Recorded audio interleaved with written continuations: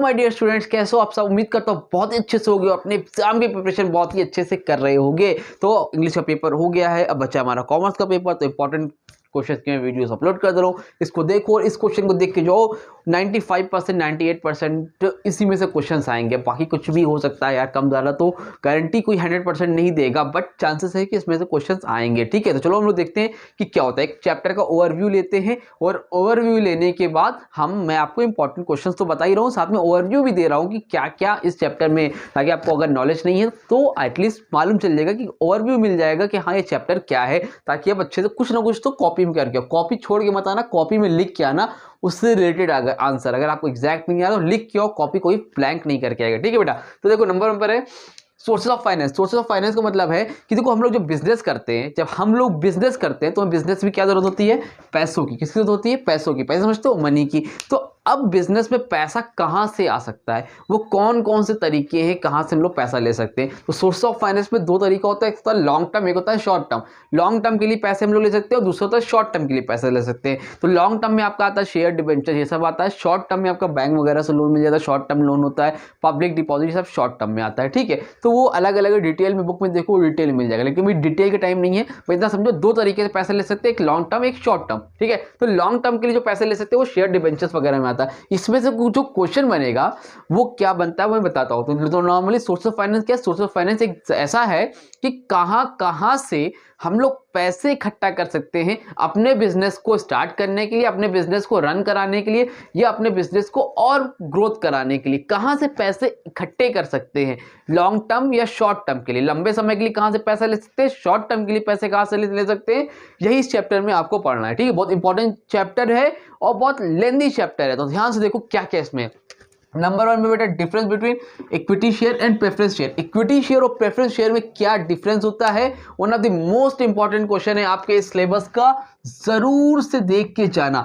Equity share, preference share नहीं पता है तो डिस्क्रिप्शन में लिंक दे दे रहा हूं, मैंने पढ़ाया हुआ है, जाके उसको देख लेना, आपको पूरी क्लैरिटी मिल जाएगी इक्विटी शेयर क्या, प्रेफरेंस शेयर क्या होता है। ठीक है, difference between shares and debentures. अब उसके शेयर्स और डिवेंचर्स में क्या डिफरेंस होता है ये भी मैंने एक्सप्लेन करा है, अगर आप चाहो तो जाके देख सकते हो, मैं वीडियो अपलोडेड है, डिस्क्रिप्शन में लिंक है, आप जाके देख लेना कि शेयर्स और डिवेंचर्स में क्या डिफरेंस है। बहुत ही इंपॉर्टेंट क्वेश्चन है, तो इसको जरूर से देखना कि शेयर्स और डिवेंचर्स में क्या डिफरेंस है, और इक्विटी शेयर और प्रेफरेंस शेयर क्या होता है। One of the most important question है ये दोनों, इसमें से उम्मीद करता हूँ एक क्वेश्चन तो आएगा ही आएगा, तो ध्यान से देख लेना बेटा। ठीक, फिर types of preference share.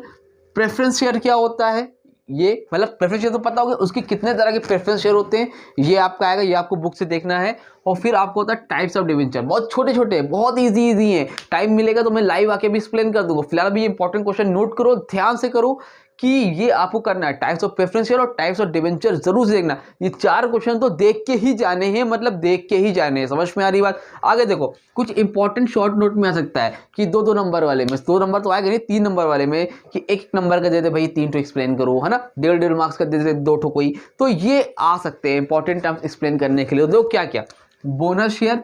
Bonus share क्या होता है, राइट शेयर क्या होता है, एम्प्लॉय स्टॉक, यानी कि फुल फॉर्म भी आ सकता है इसका, ESOP, sweat equity share, retain earning, overdraft, discounting of bills और पब्लिक डिपॉजिट। ठीक है, तो इसको जरूर से देख के जाना। बोनस शेयर क्या होता है, शॉर्ट में कुछ बता देता हूं हमको। बोनस शेयर का मतलब जब कंपनी के पास ज्यादा पैसा बच जाता है, इकट्ठा हो जाता है, सबको कंपनी पैसा बांट चुकी है। जब सपोज कंपनी को 1 लाख की अर्निंग हुई और कंपनी ने सबको पैसे बांट दिए, क्या करे बेटा, डिस्ट्रीब्यूट कर दिए, बांट दिए। अब डिस्ट्रीब्यूट करने के बाद भी 20,000 रुपये बचा है, तो कंपनी चाहे तो बोनस शेयर भी दे सकती है। कंपनी लोगों को एक्स्ट्रा पैसे अपने शेयर होल्डर्स को दे सकती है, इसको हम लोग क्या बोलते हैं, bonus share. Number 2 right share और right issue. Right share right issue का मतलब होता है कि कंपनी क्या करती है, जो पहले से एग्जिस्टिंग शेयर होल्डर है, मान लो एग्जिस्टिंग मतलब जैसे मान लो कंपनी नया शेयर इशू कर रही है, कंपनी क्या कर रही है बेटा, नया शेयर इशू कर रही है, तो कंपनी अगर चाहे के मतलब कंपनी क्या कर रही है, जो पहले से शेयर होल्डर है उनको शेयर ऑफर करे। जिस मान लो आप लोग 5 लोग हो,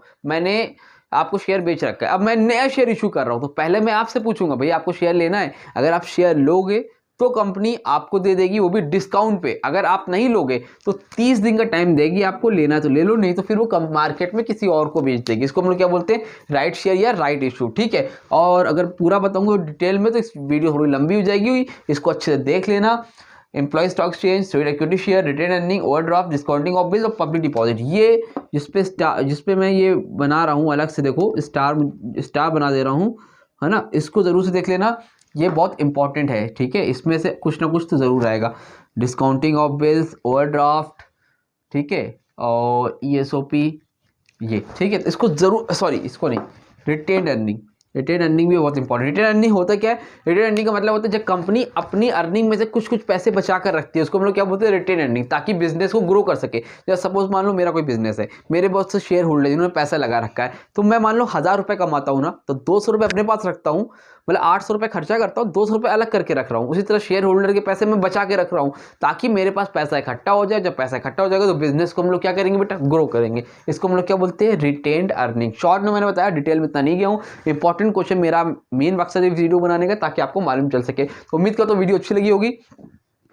जो भी दोस्तों उनको भी शेयर करो, ताकि उनकी भी हेल्प हो सके। भाई जो नहीं पढ़े हो अब पढ़ लेंगे ना, उनकी भी तो हेल्प हो जाएगी। ठीक है, चलो मिलते हैं न्यू वीडियो में, तब तक के लिए थैंक यू सो मच।